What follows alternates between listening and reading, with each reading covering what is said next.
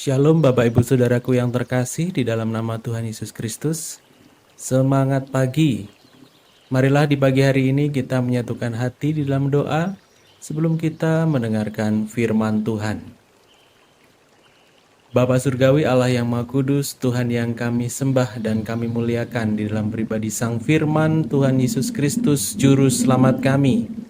Ajar kami Tuhan pagi hari ini untuk kami hidup di dalam kebenaran firman-Mu.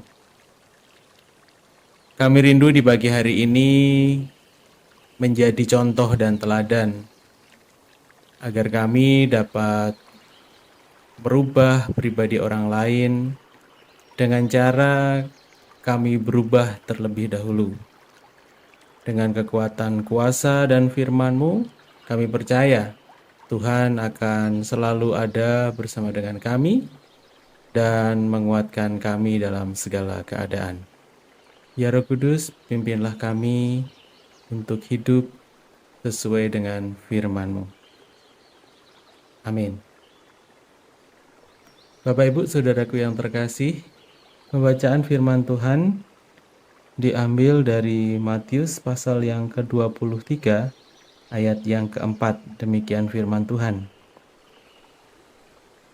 Mereka mengikat beban-beban berat, lalu meletakkannya di atas bahu orang, tetapi mereka sendiri tidak mau menyentuhnya atau menolong membawakannya. Bapak Ibu Saudaraku yang terkasih, salah satu cara kita mengasihi orang adalah dengan mengizinkan mereka untuk menjadi diri mereka sendiri. Maksudnya adalah kita tidak boleh menekan orang lain untuk menjadi suatu pribadi atau melakukan apapun yang kita inginkan. Kita harus menerima mereka apa adanya seperti Tuhan telah menciptakan dan memanggil mereka.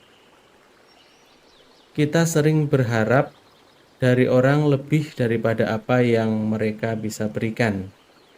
Dan ketika kita terus menekan mereka melebihi jangka waktu tertentu, hubungan kita dengan mereka seringkali gagal.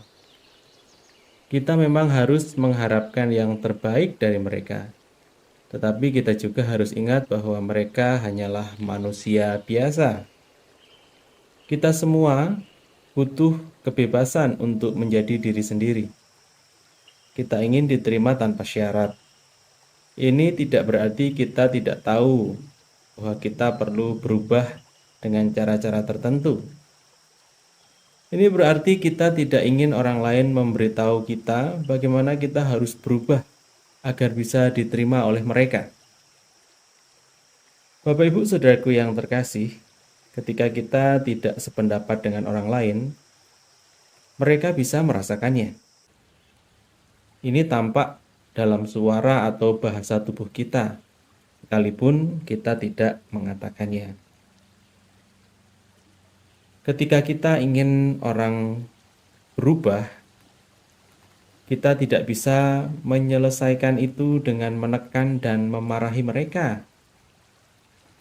Agar perubahan bisa bertahan, perubahan itu harus datang dari dalam hati.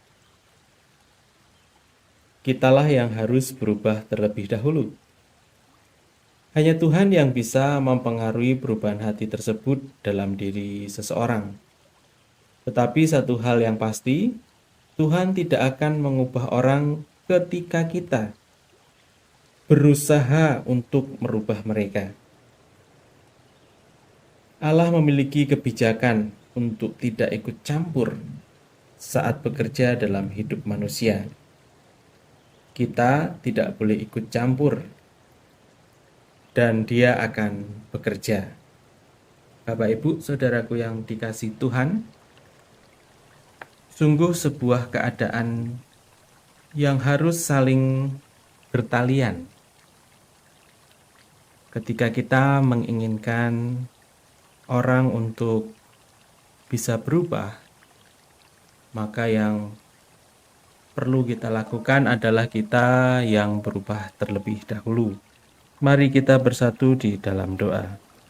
Bapa Surgawi, Allah yang Maha Kudus, Tuhan yang kami sembah di dalam nama Tuhan Yesus Kristus, biarlah di pagi hari ini ya Tuhan, kami terus dapat mengintrospeksi diri kami sendiri, agar kenyataan bahwa kerinduan kami untuk melihat orang lain berubah menjadi lebih baik harus diawali dari diri kami terlebih dahulu.